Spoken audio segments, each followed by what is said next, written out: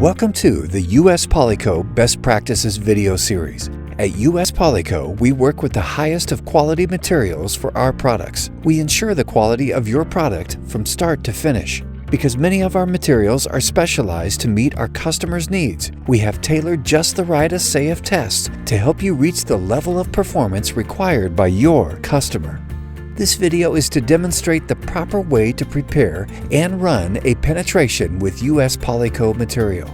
The equipment you will need for this test is 3-ounce metal tin, transfer dish, penetration needle, timer, propane torch, penetrometer, water bath, and your safety materials.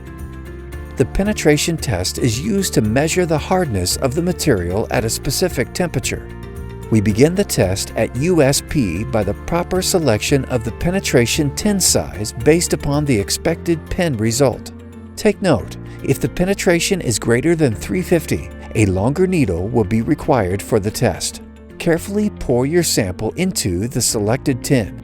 It is important to minimize air bubbles in your material for this test. If necessary, a light sweep over the surface with a torch right after pouring will allow them to escape the material and ensure a smooth, flat surface.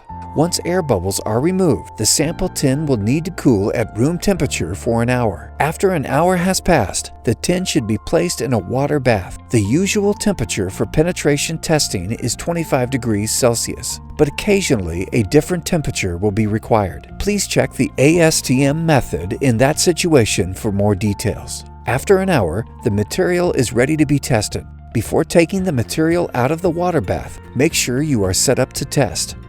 The needle should be clean and straight. A good way of checking the straightness is to roll the needle on a flat surface and check for a wobble. The tip should also be checked to make sure it is sharp and has no bend in it. If you see any problems, the needle should be replaced. Fill the transfer dish with water from the water bath so that the sample is completely covered, and place on the penetrometer. Make sure your sample is firmly in place so it does not move while tested. An automatic penetrometer is helpful in minimizing the movement and differences between operator test results. Our penetrometer is set to manufacturer's recommendations for our type of material.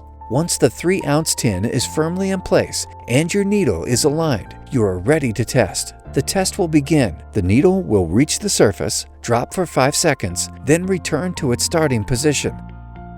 At this time, clean the needle before the next penetration stick. We recommend removing the needle for cleaning to minimize deformation. Make sure to collect fresh water in your transfer dish between every test. This will help to minimize temperature variation. Each test stick should be at least a centimeter apart and a centimeter from the edge. ASTM requires that the values used to calculate the penetration should not differ by more than the following amount. Average the 3 values that meet those requirements to calculate the penetration. By following this method, your averages should give an accurate and consistent account. Here are a few key points to remember. Use a torch to lightly sweep the surface to remove air bubbles.